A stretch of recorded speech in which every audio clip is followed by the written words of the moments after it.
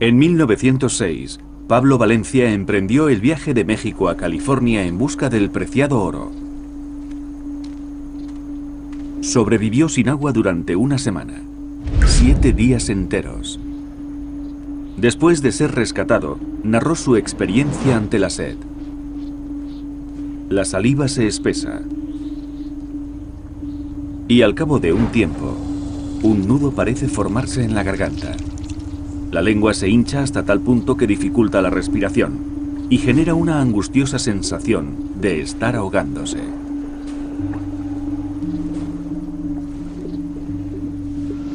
Parece que te va a estallar la cara debido a la tirantez de la piel, y mucha gente sufre alucinaciones. Los párpados se agrietan y los ojos empiezan a secretar lágrimas de sangre. Cuando Pablo Valencia fue encontrado, tenía la piel color gris púrpura. Parecía llena de arañazos, pero no había rastro de sangre. Le habían desaparecido los labios como si se los hubieran amputado. La nariz se le había reducido a la mitad y tenía la mirada fija en unos ojos sin párpados. Este documental no pretende concienciar sobre la supervivencia del medio ambiente, sino sobre nuestra propia supervivencia. Porque sea cual sea nuestra opinión sobre medio ambiente, política o religión, independientemente de la raza, el sexo o la clase social, el que pase una semana sin beber agua, llorará lágrimas de sangre.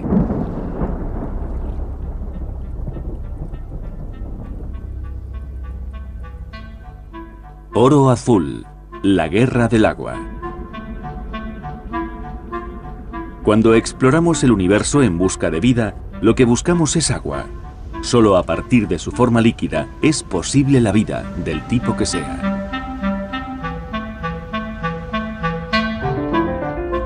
El planeta azul. El único planeta conocido capaz de sustentar la vida. El único planeta conocido surcado por agua. La gestión del agua ha sido siempre un asunto primordial para los humanos. Los egipcios dependían absolutamente del río Nilo.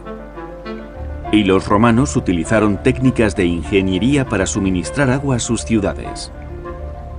Las antiguas sociedades apreciaban el agua, construían sus vidas en torno a ella e incluso la veneraban como a una diosa. Por una razón desconocida, entre el año 800 y el año 1000, el cambio climático agotó casi todo el suministro de agua del pueblo maya. Los agricultores se vieron obligados a desplazarse al interior de la selva tropical. Pero no había agua suficiente para los cultivos y los árboles. Las selvas murieron. El suelo se erosionó. La humedad del aire descendió. El abastecimiento de alimentos se redujo. Los líderes maya rogaron al dios de la lluvia, pero la estación húmeda trajo muy poca agua. El ciclo hidrológico se había roto. A medida que el agua y los alimentos cobraban más importancia para los mayas, menguaba el grado de civilización en las ciudades. La gente regresó a los bosques para empezar una nueva vida. Tenían la esperanza de encontrar alguna cuenca de agua. Pero no fue así. La crisis.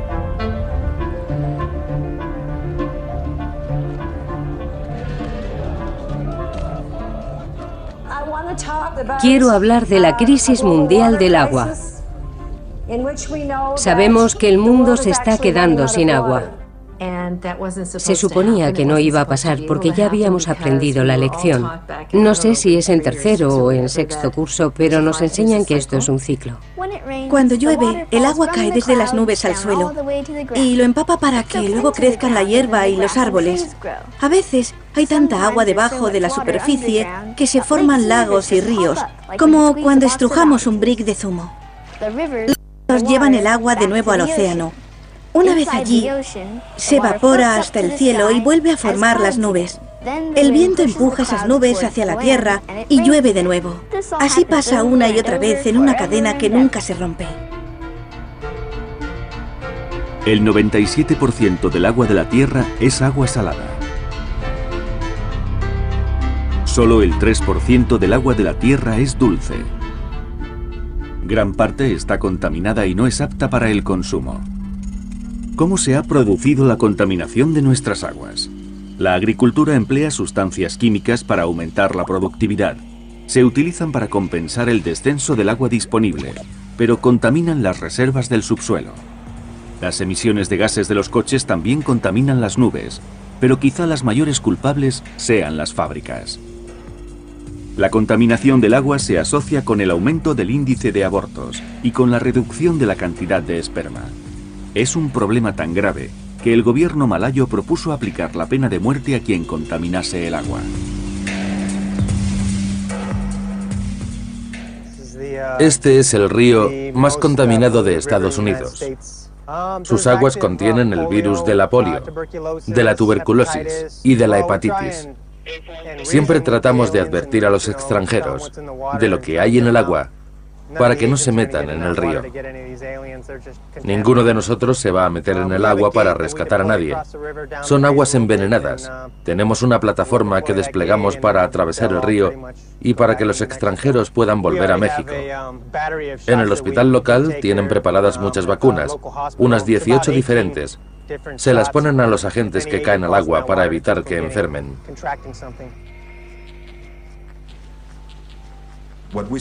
Es un río muy contaminado por culpa de los humanos.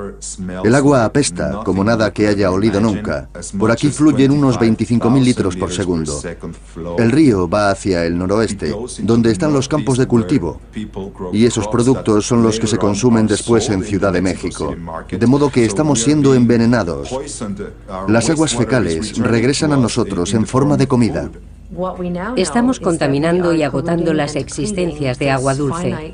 Estamos consumiendo los acuíferos subterráneos a gran velocidad y no somos capaces de reabastecerlos. Llueve. El agua cae sobre el suelo y se filtra hacia el interior del terreno acumulándose en el subsuelo. Forma así acuíferos o aguas subterráneas.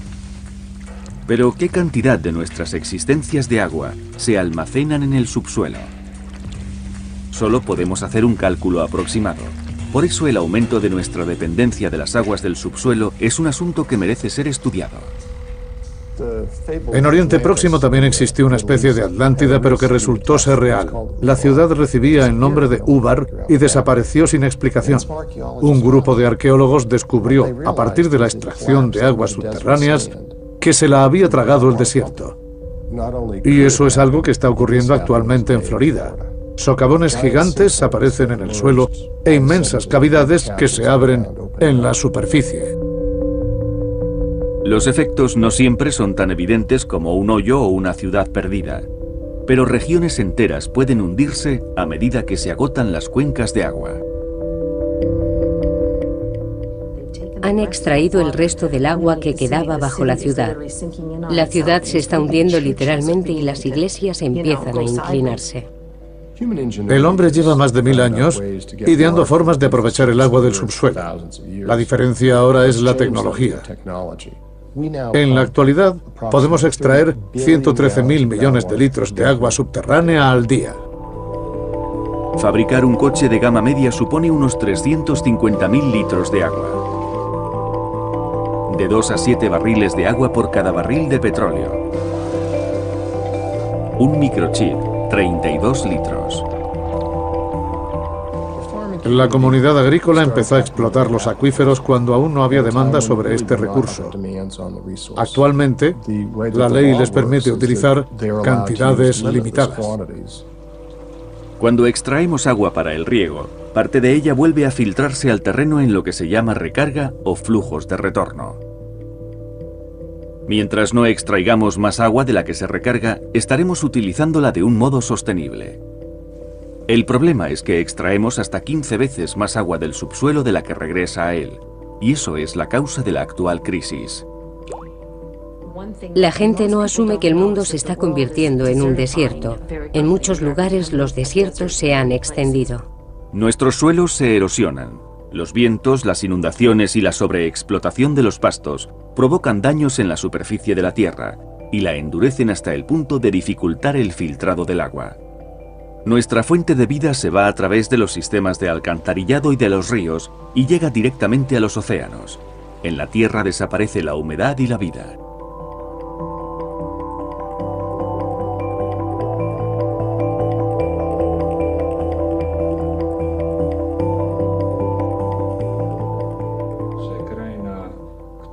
A medida que vamos desecando la tierra, su color cambia del verde al amarillo y toda el agua dulce se va acumulando en el fondo del océano.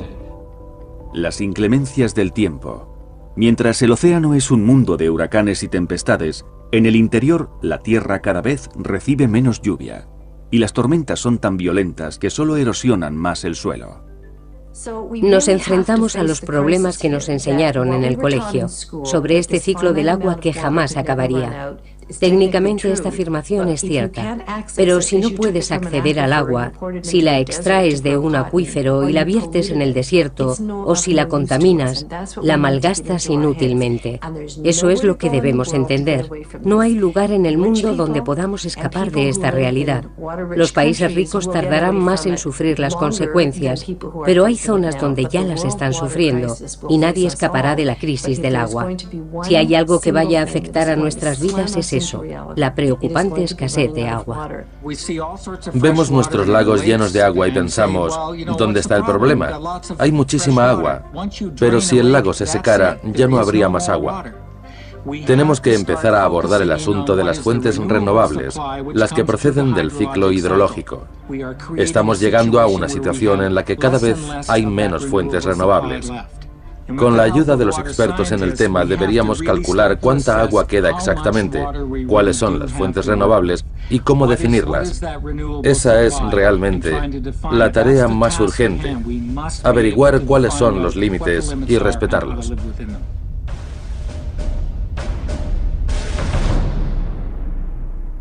La política. Nuestros gobiernos, en lugar de unirse y decir, bien, tenemos un tiempo limitado para encontrar una solución, han entregado el poder a las grandes compañías de gestión del agua, y éstas pretenden crear una especie de cártel. Suez, Veolia, lo que antes era Vivendi y RWE Times están entre las 100 empresas más poderosas. La división de agua de Suez está formada por 400.000 empleados y ningún país del tercer mundo puede oponerse a lo que digan. De este modo, cada gota de agua dulce que haya en el mundo estará controlada por empresas privadas. Hasta los años 80, las compañías podían privatizar el agua. En Francia, el agua estaba mayoritariamente privatizada y las empresas adquirieron mucho poder. Solo suministraban agua a escala local. En Francia, debido al poder consolidado de las multinacionales y a su largo historial, la privatización del agua está muy enraizada. Ni el propio presidente fue capaz de poner freno a esta tendencia. En un momento de su mandato, François se vio atrapado en esa especie de dictadura económica y, aunque lo intentó, no pudo finalmente nacionalizar las compañías de agua. Por encima de él, había un sistema muy poderoso y muy ambicioso, una máquina sin alma. En la década de los 80, Margaret Thatcher subió al poder y con ella la revolución de su gobierno. Todo el agua de Gran Bretaña quedó en manos privadas y las grandes empresas se plantearon globalizarse. Al mismo tiempo, la ONU empezaba a tratar el agua como mercancía y activo económico. Fue en la conferencia de Dublín en 1992 cuando se habló del agua por primera vez como un bien económico. Allí nació la idea de economía de mercado Thatcher-Reagan. Las empresas estaban deseando despegar porque, hasta el momento, suministraban a escala nacional, y la ONU también declaró que se podía cambiar el concepto del agua. Se dio la convergencia de ambas circunstancias. Se crea entonces el Banco Mundial para dar estabilidad financiera y fomentar el crecimiento de los países pobres. En teoría, el banco recaudaría dinero de los países ricos para invertirlo en acciones de desarrollo. Sin embargo, el banco se ha unido a las 3 grandes compañías privadas de Europa para abrirse camino en los países en desarrollo. El Banco Mundial pensaría, a cambio de la condonación de la deuda, queremos privatizarles el agua. Buenos Aires, Argentina. Comprador, Suez. Puerto Rico. Comprador, Veolia. Yakarta, Indonesia. Comprador, RWE Times. Santiago, Chile. Comprador, Veolia World Trade Organization. La Organización Mundial del Comercio propone unas normas que implantan un nuevo marco constitucional.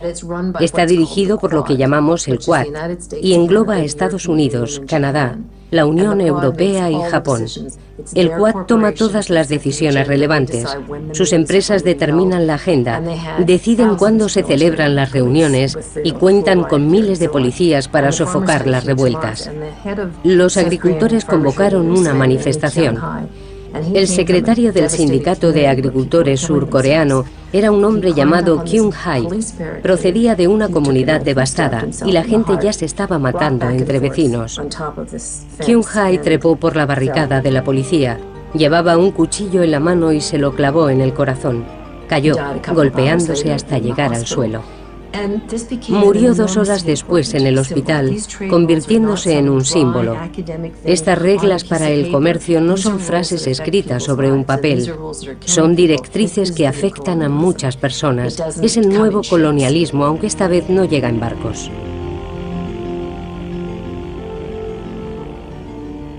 El alcalde de Grenoble decidió privatizar nuestras aguas en beneficio de la empresa Lyonnais de Suez. Por supuesto, todos los servicios públicos son mucho más baratos que los privatizados. No hay un solo lugar en el mundo donde las tarifas del agua no hayan subido. No existía una razón lógica para privatizar un servicio que, hasta ahora, estaba funcionando tan bien. La decisión de privatizar el agua respondía únicamente a fines lucrativos personales. Así compraron al alcalde de Grenoble. No apruebo el control del gobierno en la mayor parte de los sectores. Yo he trabajado para el gobierno federal y para el estatal y conozco el nivel de corrupción que hay. Varios senadores que han sido inculpados en Alaska por casos de corrupción relacionados con el petróleo, pero ¿hasta dónde han llegado? ¿Hasta unos miles de dólares? El problema no es el dinero, es el poder.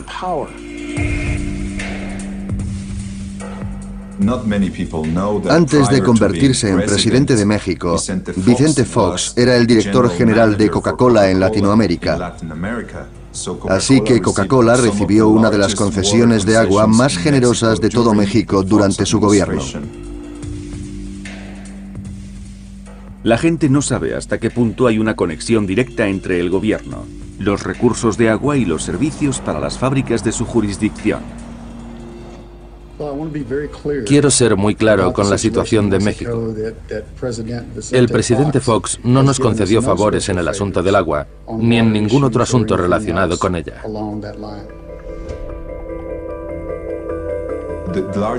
La mayor concesión del gobierno fue para una planta de embotellamiento de Coca-Cola. Utilizaba tanta agua como quería. Podríamos decir en ese sentido que Coca-Cola gobernaba México.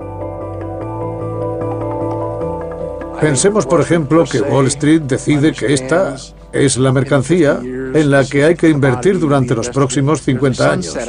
A lo lejos hay un final, un horizonte que cada vez está más cerca para el petróleo, pero no para el agua. Al menos una docena de empresas cotizan en bolsa y comercian con agua abiertamente en el mercado de valores. Eso no existía antes y ahora está en pleno apogeo. Los cazadores de agua pretenden encontrar una fuente de agua que explotar y que no cueste mucho dinero purificar. El problema es conseguirla y conservarla. Cada vez que cambia el gobierno de un país, los acuerdos vuelven a negociarse. Y cuando se trata del agua, que es propiedad de alguien con quien tienes un contrato, ya no es mercancía segura. La única manera de que sea segura es fabricarla mediante desalinización. Para algunos, depender de la desalinización en el futuro no es una mala opción. Solo los países ricos, el Banco Mundial o las grandes empresas, o la combinación de los tres, podrían construir plantas desalinizadoras. Lo que realmente sucederá es que las grandes empresas se beneficiarán de las aguas contaminadas. No les interesa que los contaminantes dejen de verterse al agua. Pretenden crear un sistema en el que ellos ofrecerán una carísima tecnología para depurar el agua contaminada. El agua es el producto de un proceso, y ese proceso es propiedad de las compañías. ¿Quiénes acaban dirigiendo las plantas de diésel? El agua es fuente de vida, y esas plantas de diésel son la manera de acceder al agua. Pero si recaen en manos privadas o en manos de los gobiernos, entonces ellos controlarán nuestras vidas. El agua es una magnífica inversión. Pagamos por las botellas de agua y podríamos llenarlas gratis con agua del grifo. La diferencia entre el agua embotellada y el agua del grifo es casi siempre insignificante.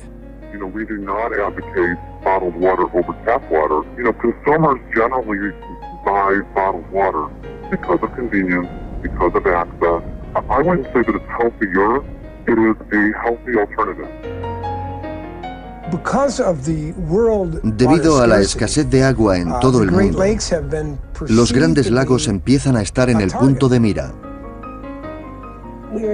Nos preocupan nuestras aguas. De hecho, yo creo que son nuestras. No tienen el derecho a quitárnoslas. El fallo de nuestro marco legal es que concede los mismos derechos a las empresas que a los ciudadanos. Y sería posible que de pronto apareciera Nestlé y empezara a extraer agua. Todo empezó con una reunión que celebramos en New Haven. Como es lógico, Perrier contrató a un asesor para que analizara todos los efectos de las extracciones, y nos dijeron que no tendría ninguna consecuencia negativa. No pasaría nada, ni habría ningún problema con el lago. Le dije a un amigo de la hidrológica, Tom, nos aseguran que esto no va a afectar al lago. Y él respondió, ese tío no es hidrólogo, es traficante de agua. Nos dijeron que no teníamos nada que hacer contra ellos ni sus asesores, pero empezamos a reunirnos y a invitar cada vez a más gente. Nos quedamos asombrados por la cantidad de gente que vino, vecinos de la zona, agricultores, jubilados. El problema alcanzó una magnitud estatal y exigió la intervención del gobernador competente. Este, que primero apoyó la empresa, tuvo que decirles que los vecinos la rechazaban. Se fueron de Michigan a Wisconsin. En 1892, gran parte del territorio de los Grandes Lagos fue entregado por el gobierno de Illinois a una empresa privada. Cuando el siguiente gobierno subió al poder, revocó la escritura de propiedad. Y en 1892, el Tribunal Supremo de Estados Unidos declaró la zona de los Grandes Lagos un área de dominio público. No podía utilizarse, traspasarse o transferirse en beneficio privado. Esa sentencia sigue siendo válida, igual que en el siglo XIX, y es exactamente lo que sirvió de base para presentar la demanda.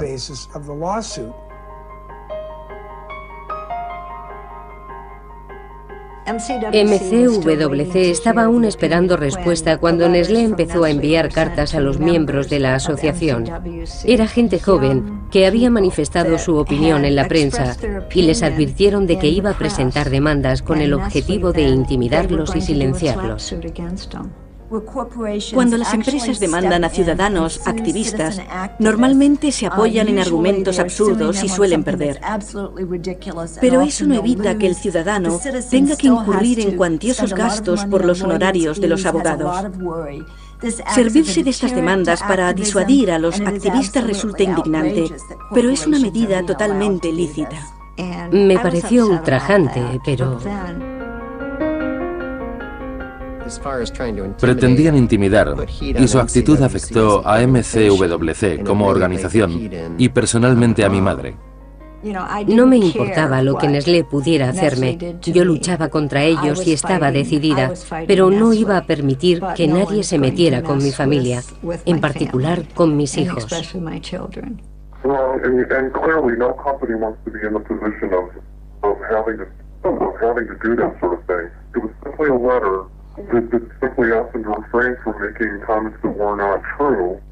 Hubo unas 3 o 4 audiencias públicas. Nestlé se mantuvo a la espera. Había prensa, había televisión. Yo solo di mi opinión o dije verdades basadas en hechos. Así que fue muy duro conocer sus intenciones. Yo pensé, prefiero morir antes de que se salgan con la suya. Entonces Nestlé vino a Farris a hacer una presentación y mi hijo Chris estaba allí. Me llamo Chris Weir. Pensé que lo mejor era defenderme públicamente y cuanto antes. Recibí una carta que decía que yo, Chris Weir, estaba acusado por hacer declaraciones difamatorias y por calumniar. Es muy duro para una madre vivir eso. Bueno, Chris, si quieres contestar brevemente, pero me gustaría que la gente planteara preguntas sobre el proyecto, no preguntas personales. ¿De acuerdo? Todos los asistentes demostraron su indignación. Chris, al final hablaremos de eso si tenemos tiempo. Si no hay más preguntas sobre el proyecto o sobre la política del agua y queda tiempo, trataremos ese tema. No me contestaron entonces, ni tampoco más adelante. La demanda nunca se llevó a cabo. Fue una táctica intimidatoria. El juez dijo que si el nivel del agua disminuía, estarían cometiendo una ilegalidad. Y allí se terminó todo. Al menos eso creíamos. Pasó cerca de un año hasta que se celebró el juicio. Creíamos que estaba todo solucionado, pero después de 3 días, resultó que el Tribunal de Apelación admitió el recurso de Nestlé. Nestlé recibió autorización para seguir extrayendo casi 760 litros de agua por minuto. El agua es un bien en demanda, y los que la demandan normalmente no tienen suministro. El suministro se encuentra en otras partes del mundo. La cuestión es, ¿cómo llevarlo al mercado? Esto provoca una lucha, y nosotros estamos entre la población urbana y la rural. Las empresas están constantemente vigilando las tierras de los agricultores. Van de granja en granja preguntando, hola, ¿qué tal? ¿Dedica todo el día a los cultivos? Debe de ser mucho trabajo. ¿Qué le parece si le compramos el agua? Es una tendencia que se implanta cada vez más, a medida que la población se traslada a las ciudades. El agua suele proceder de los campos donde se cultiva nuestro alimento, una práctica realmente torpe. El agua del norte de California se transporta a través de enormes conductos y canales hasta el sur de California y se utiliza para cultivar alfalfa. La alfalfa se transporta en barco a lugares como Japón y allí se emplea para alimentar al ganado, sobre todo al buey de Q. Después, la carne del ganado es exportada a Estados Unidos. Hemos implantado un sistema agrícola que ha dejado de ser eficaz y que se basa en el concepto del agua virtual. Se cultiva cereal para exportar en tierras de secano y después se transporta a países muy alejados. Lo lógico sería producir los alimentos que se den en cada zona de un modo sostenible. Aquí en Kenia, por ejemplo, se cultivan la mayoría de las rosas que se venden en Europa. Las cultivan para exportarlas. El terreno de cultivo está en torno al espectacular lago Naivasha, cuya desecación se acelera por momentos. Y las culpables de todo eso son empresas extranjeras que exigen enormes plantaciones. Si continúan así, dentro de 5 años el lago será un charco. África es uno de los continentes más secos de la Tierra y sin embargo exporta agua. El Banco Mundial les obliga a exportar agua para pagar su deuda.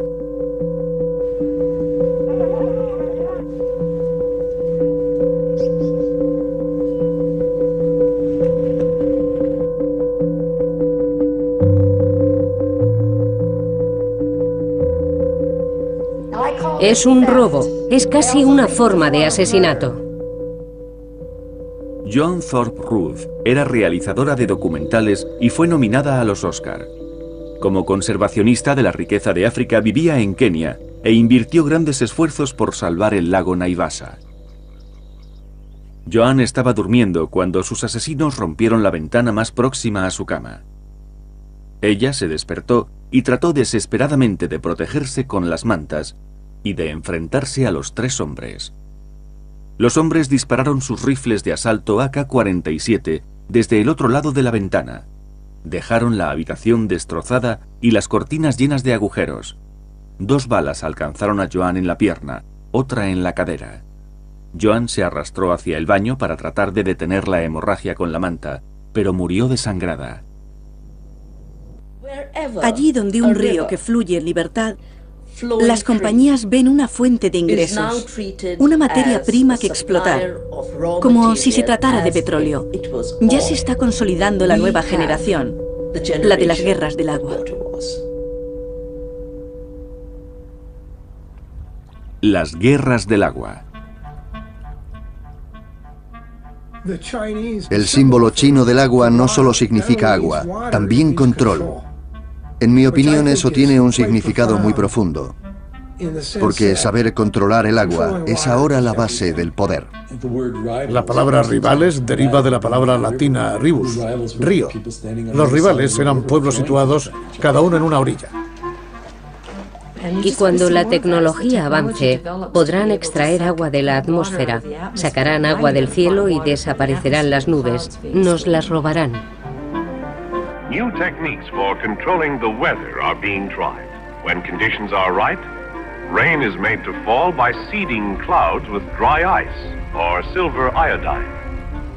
Eso sucede ya en China, donde puedes pagar a un avión para que surque el cielo y provoque la lluvia antes de que la nube llegue al siguiente pueblo. Así se crean muchos enfrentamientos y aumenta la tensión política.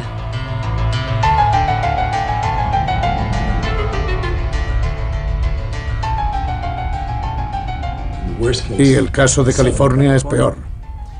Los Ángeles forma parte de lo que yo llamo civilizaciones hidráulicas, como Roma, con sus acueductos. Pero entonces el acueducto más grande medía casi 100 kilómetros.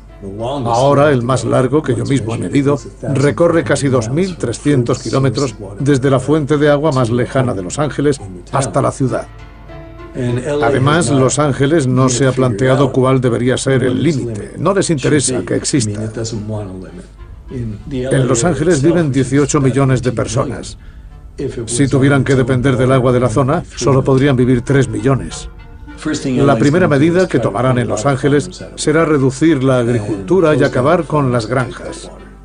Y cuando el sistema se agote, la civilización desaparecerá.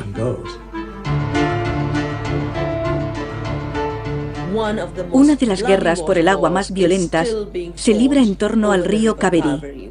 El agua es imprescindible para los agricultores de Karnataka y los de Tamil Nadu. Ambos grupos son muy dependientes de las aguas de ese río.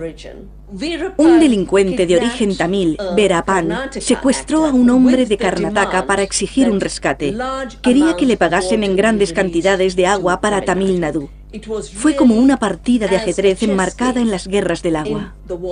Yo estaba llevando a cabo un estudio de los recursos de la zona. Colaboraba con una universidad y, de repente, el trabajo que había estado elaborando sobre los conflictos por el agua dejó de tener validez. El problema se presentó ante el mundo como un enfrentamiento religioso, no como un problema de escasez de agua. Así es como se presentan muchos conflictos de este tipo, como problemas religiosos, cuando son luchas por los recursos básicos. Quiero hablar de Bolivia, el país más pobre de Sudamérica. Hace varios años el Banco Mundial se negó a concederles un préstamo de 25 millones de dólares. Era para financiar un programa de una cooperativa de aguas, y Bolivia tuvo que vender sus sistemas de agua a una subsidiaria de Bechtel. Los precios del agua en Bolivia se encarecieron más que los de la comida. Esta historia habla de cómo se levantó el pueblo de Bolivia ante este abuso.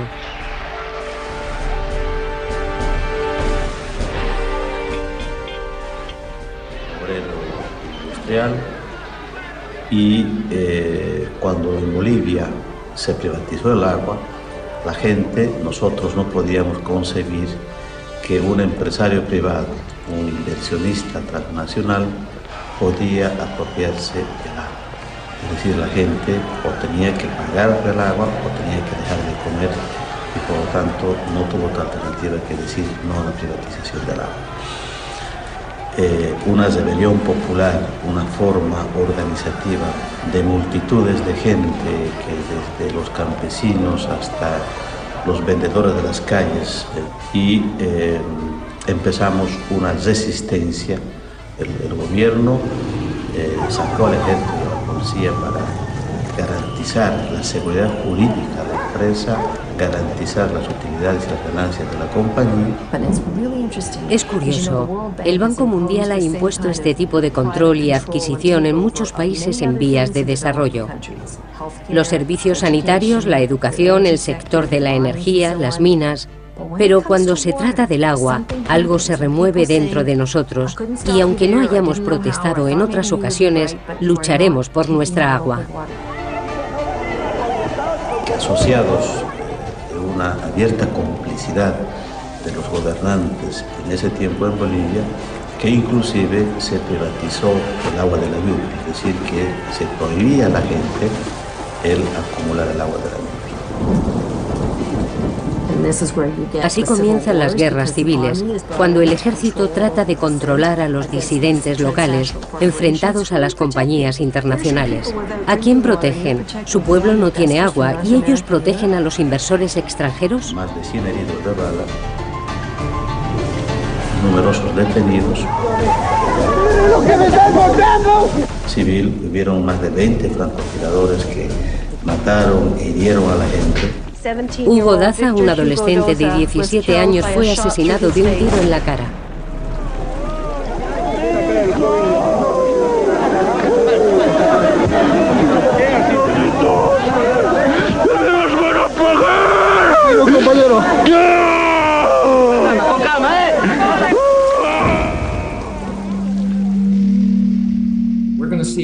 Dentro de poco veremos una fotografía geopolítica completamente nueva y surgida aquí. El mapa mundial se rediseñará y se reescribirá. Ya se han definido las áreas donde el conflicto será potencialmente más intenso, en los próximos 10, 15 o 20 años. Las áreas más ricas en agua de todo el mundo son, ahora mismo, Brasil, Canadá y Rusia. Estas superpotencias empiezan a tomar posiciones. La energía derivada del agua es la garantía para su futuro y para su seguridad militar y comercial. Ellas mismas se están dando cuenta de que deben garantizarse esas futuras fuentes de agua. Estados Unidos está realizando maniobras de entrenamiento militar en la zona de los Grandes Lagos y 80 administraciones de pueblos cercanos han solicitado al gobierno que las suspenda, pero no tienen intención de hacerlo. Yo me impliqué en este asunto en los 80. Canadá estaba negociando un acuerdo de libre comercio y el agua se incluía como un bien. Se acordó que en un periodo de 2 a 5 años, el agua de Canadá llegaría desde el norte del país al medio oeste estadounidense por un acueducto.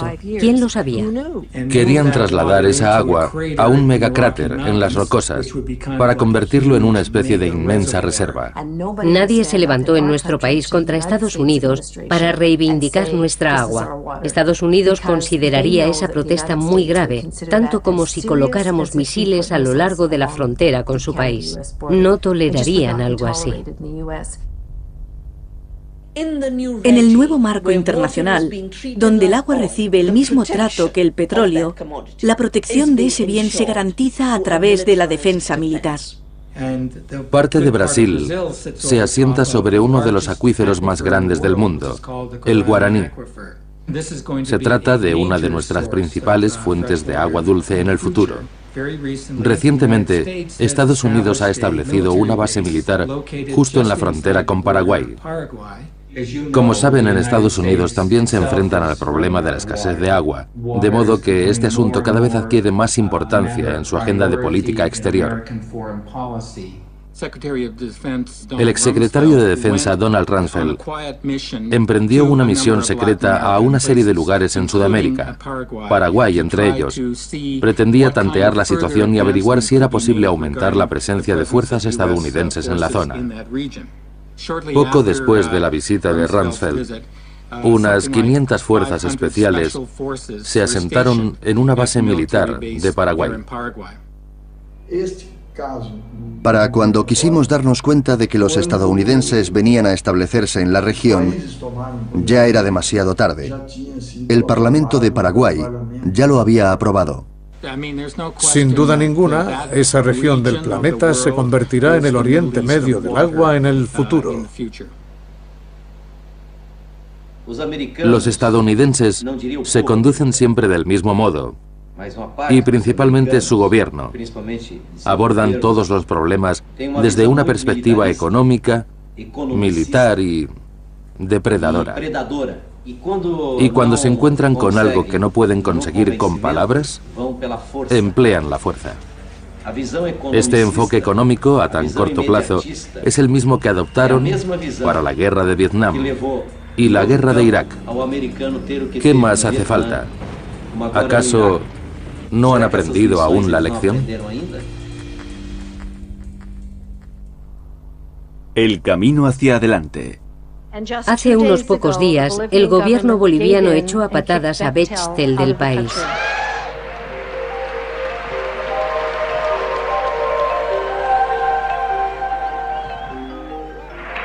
El humilde pueblo boliviano, encabezado por un hombre de 45 años, echó a una de las compañías más grandes del mundo. La acusaban de comportamiento criminal. Bueno, 2 días después de la victoria popular, yo tuve la posibilidad de viajar a Washington.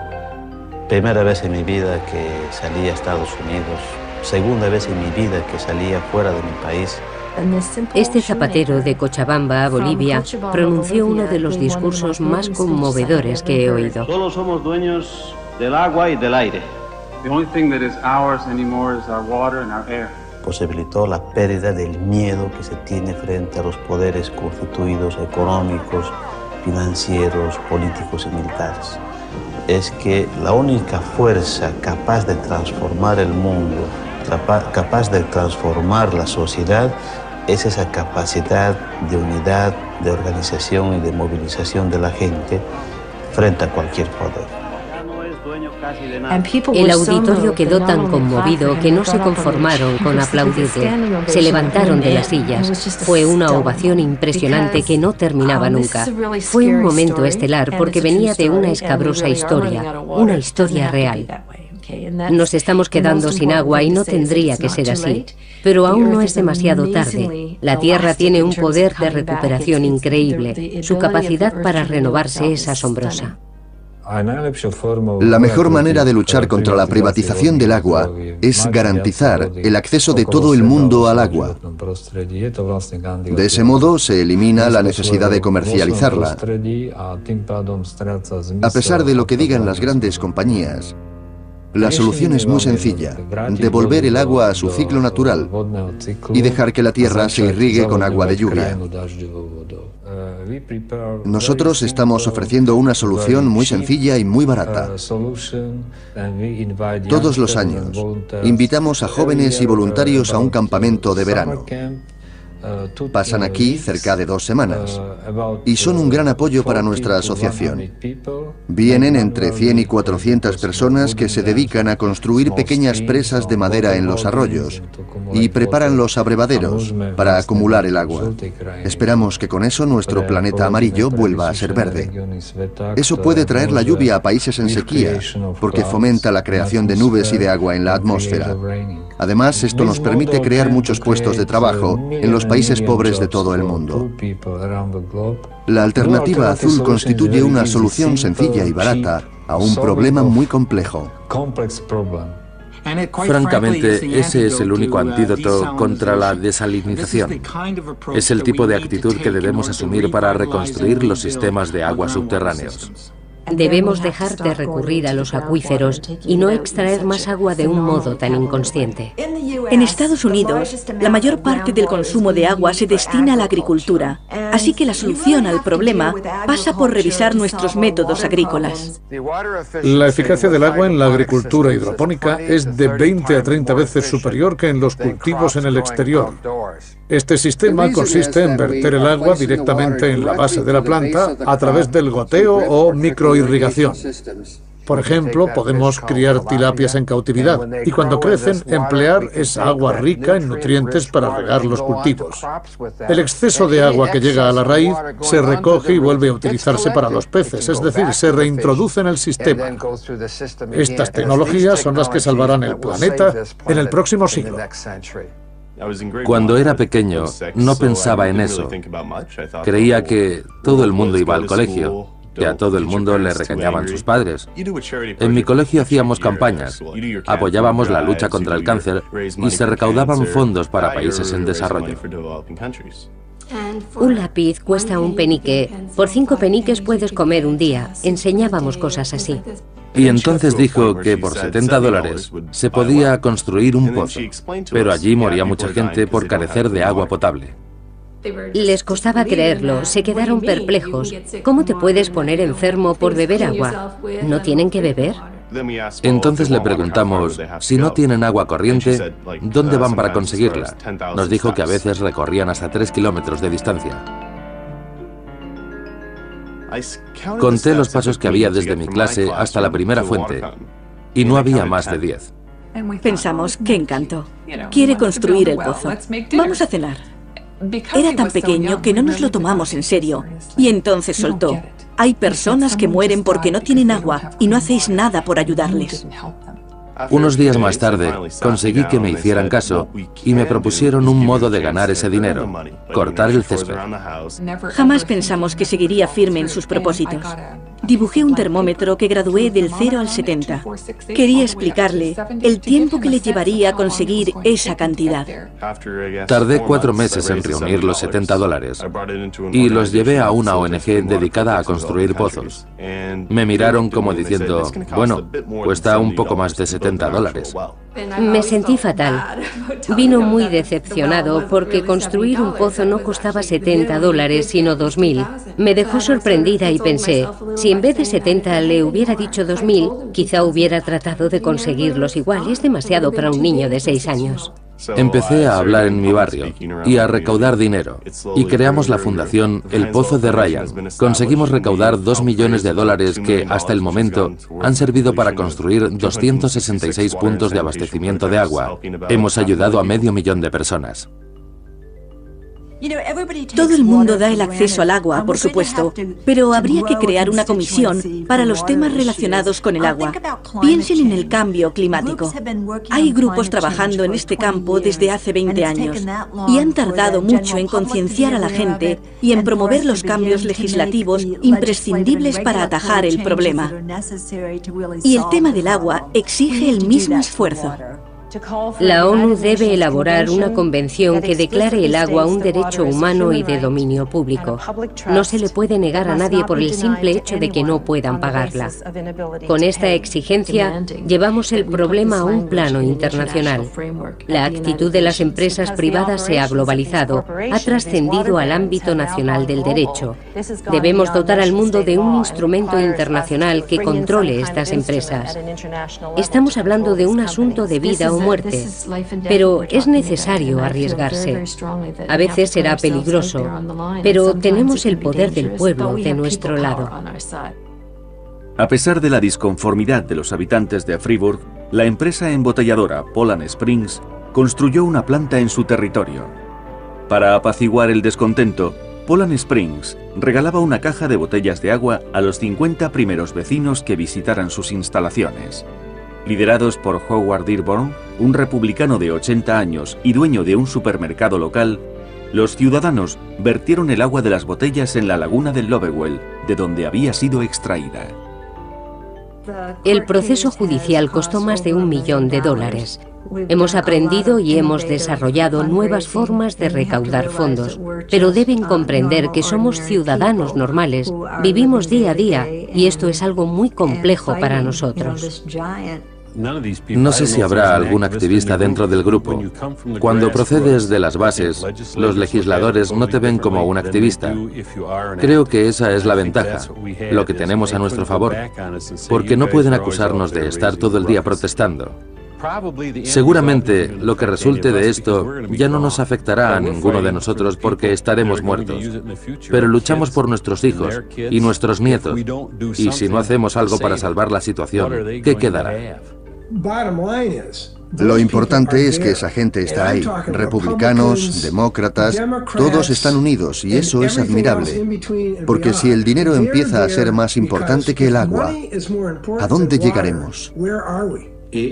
Después de aquello, el alcalde de Grenoble fue sometido a juicio y condenado a una pena de cárcel.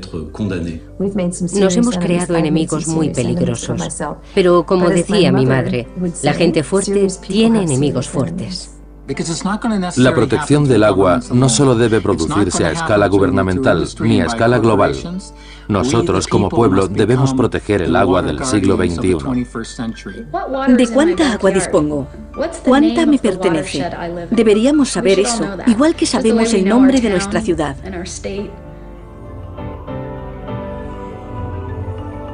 Y deberíamos preguntarnos de dónde procede el agua que bebemos, a dónde van las aguas residuales.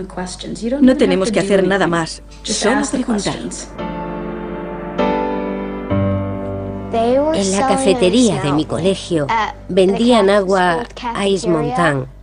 Un día el director vino a clase y le dije a mi profesora que tenía que hablarle de Ice Mountain. Este es mi cartel con todos los problemas que ha provocado Ice Mountain. Está secando los lagos. Cuando los lagos se secan, también se secan los manantiales y los pozos. Esta es mi luz dentro de las cosas oscuras. Antes de Ice Mountain y después de Ice Mountain, un charco de barro. Y aquí está la solución. Enviar cartas a quienes toman las decisiones para boicotear a Ice Mountain. Le enseñé el póster al consejo escolar, a mis amigos y a un consejo de estudiantes en Michigan. A pesar de que ya había un juicio en marcha, la señora Heard decidió que ya no se vendería más agua de Ice Mountain en toda la zona del colegio. Se escribieron muchos artículos en los periódicos después de mi iniciativa.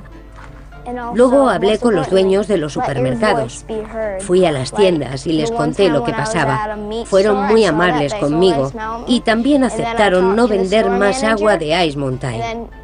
La siguiente vez que fui a comprar no había ninguna botella de Ice Mountain en las estanterías. Me sentí muy feliz porque sabía que había hecho lo correcto. Para apoyar la causa del agua visite Blue Gold, worldwaterwars.com.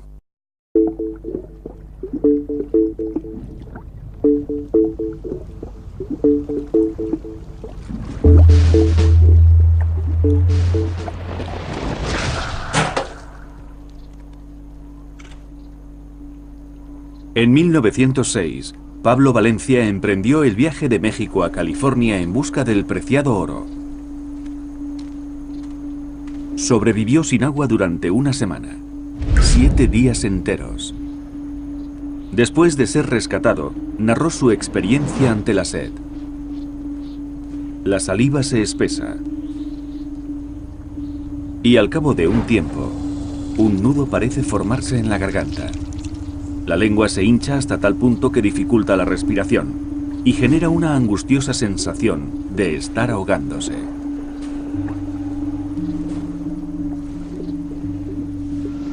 Parece que te va a estallar la cara debido a la tirantez de la piel. Y mucha gente sufre alucinaciones. Los párpados se agrietan y los ojos empiezan a secretar lágrimas de sangre. Cuando Pablo Valencia fue encontrado, tenía la piel color gris púrpura.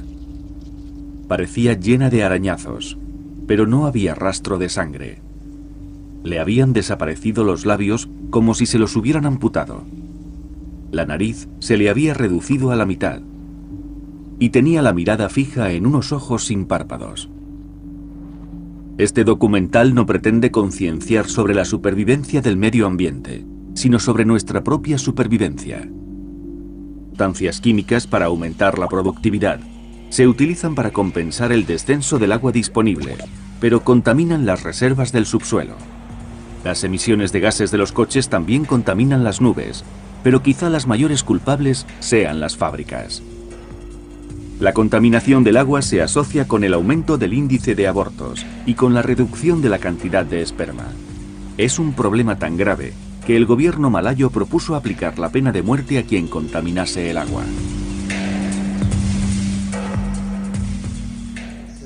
Este es el río más contaminado de Estados Unidos. Sus aguas contienen el virus de la polio, de la tuberculosis y de la hepatitis. Siempre tratamos de advertir a los extranjeros de lo que hay en el agua para que no se metan en el río. Ninguno de nosotros se va a meter en el agua para rescatar a nadie. Son aguas envenenadas. Tenemos una plataforma que desplegamos para atravesar el río y para que los extranjeros puedan volver a México. En el hospital local tienen preparadas muchas vacunas, unas 18 diferentes. Se las ponen a los agentes que caen al agua para evitar que enfermen.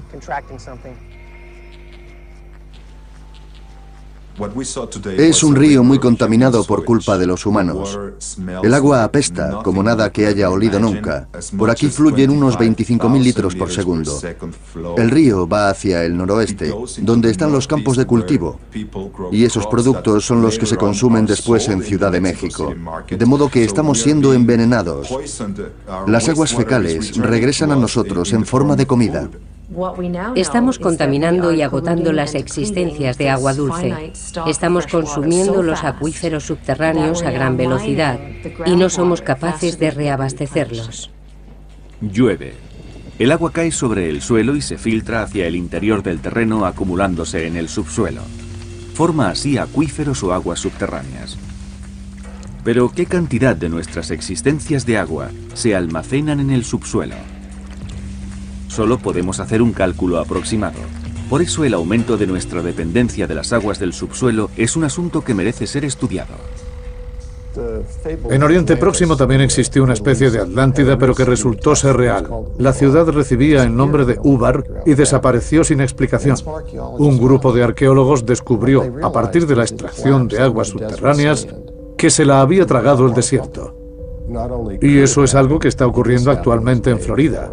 Socavones gigantes aparecen en el suelo e inmensas cavidades que se abren en la superficie.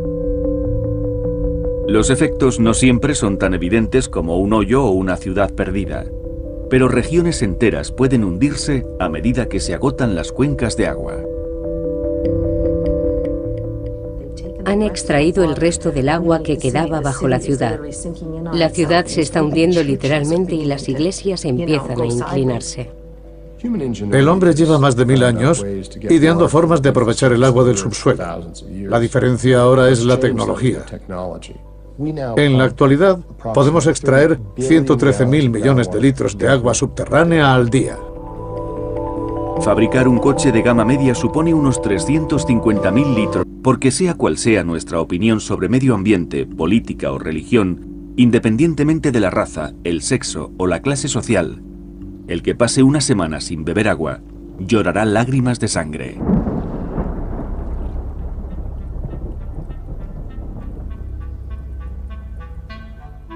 Oro azul, la guerra del agua. Cuando exploramos el universo en busca de vida, lo que buscamos es agua. Solo a partir de su forma líquida es posible la vida, del tipo que sea.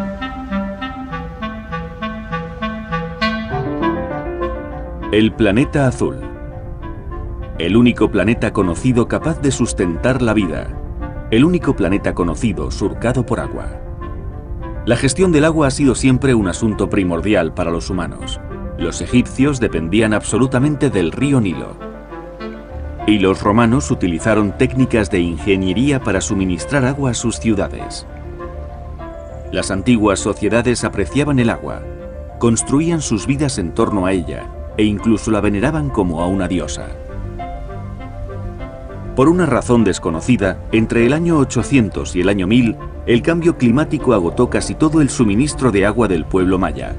Los agricultores se vieron obligados a desplazarse al interior de la selva tropical. Pero no había agua suficiente para los cultivos y los árboles. Las selvas murieron. El suelo se erosionó. La humedad del aire descendió. El abastecimiento de alimentos se redujo. Los líderes maya rogaron al dios de la lluvia, pero la estación húmeda trajo muy poca agua. El ciclo hidrológico se había roto. A medida que el agua y los alimentos cobraban más importancia para los mayas, menguaba el grado de civilización en las ciudades. La gente regresó a los bosques para empezar una nueva vida. Tenían la esperanza de encontrar alguna cuenca de agua. Pero no fue así. La crisis.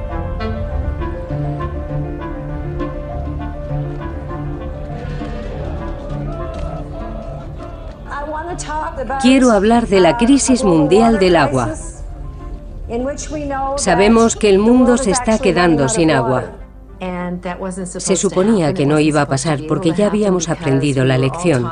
No sé si es en tercero o en sexto curso, pero nos enseñan que esto es un ciclo.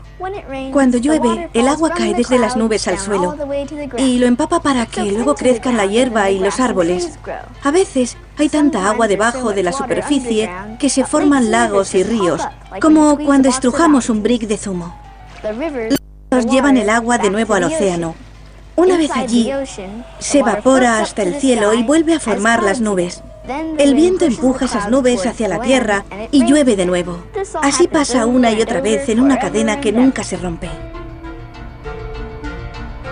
El 97% del agua de la Tierra es agua salada.